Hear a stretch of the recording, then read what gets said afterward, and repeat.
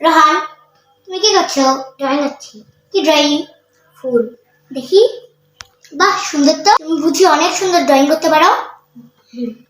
আচ্ছা, আমরা একটা গেম খেলি। ওকে। আচ্ছা, আমি যা বলবো তুমি তাই বলবে।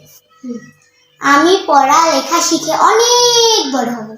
আমি পড়ালেখা শিখে অনেক বড় হব। আমি মানুষের সেবা করব। আমি মানুষের সেবা করব।